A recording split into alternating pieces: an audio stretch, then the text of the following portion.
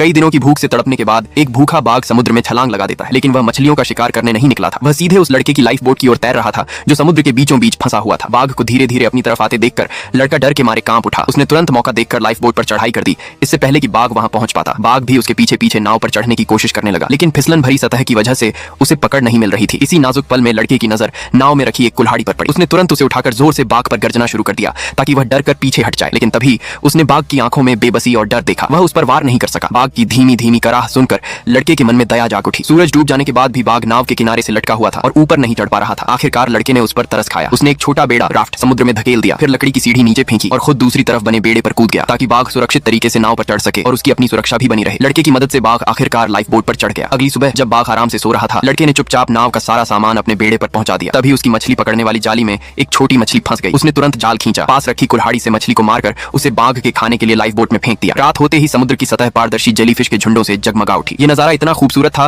कि लड़का उसे बस देखता ही रह गया, लेकिन यह शांति ज्यादा देर नहीं रही। अचानक एक विशाल व्हेल समुद्र से बाहर उछली। उसकी वजह से उठी जबरदस्त लहरों ने छोटे बेड़े को पलट दिया और लड़के का सारा खाना और पीने का पानी समुद्र में बह गया। अब इस अथाह समुद्र में उसके सामने भूख और प्यास से मरने का खतरा मंडराने लगा। उसने हिम्मत जुटाई और किसी तरह दोबारा नाव पर चढ़ गया, लेकिन अब तक भूखा बाघ फिर से अपना शांत स्वभाव छोड़ चुका था। उसने एक बार फिर लड़के की तरफ अपने खतरनाक दांत दिखाने शुरू कर दिए। तभी अचानक एक उड़ने वाली मछली आकर लड़के से टकराई और वह गिर पड़ा। बिना एक पल गंवाए उसने वह मछली बाघ की ओर फेंक दी ताकि उसका गुस्सा शांत हो जाए, लेकिन अगले ही पल चारों तरफ से अनगिनत उड़ने वाली मछलियां उनकी तरफ आने लगी। दोनों ने जल्दी जल्दी उन्हें इकट्ठा करना शुरू कर दिया। इसी दौरान बाघ ने एक बड़ी मछली भी पकड़ ली। लड़का समझ गया कि अगर उसे जिंदा रहना है तो उसे बाघ पर अपना दबदबा कायम करना होगा। उसने लकड़ी की एक छड़ी उठाई और बाघ के सामने डटकर खड़ा हो गया। लड़के के आत्मविश्वास और सख्त रवैये को देखकर बाघ पहली बार पीछे हट गया। हालांकि उसे बड़ी मछली छोड़ने का मन नहीं था, लेकिन लड़के की सख्त नजरों के आगे उसने हार मान ली और उड़ने वाली मछलियां खाने लगा। शाम तक लड़के ने बड़ी मछली पकाकर पेट भरकर खाई। उसी समय उसे एहसास हुआ कि अगर उसे इस कठिन परीक्षा से बचना है तो उसे इस बाघ को पूरी तरह अपने वश में करना होगा। वह धीरे धीरे हाथ में नुकीली लकड़ी लेकर बाघ के पास गया। बाघ डर के मारे कांपने लगा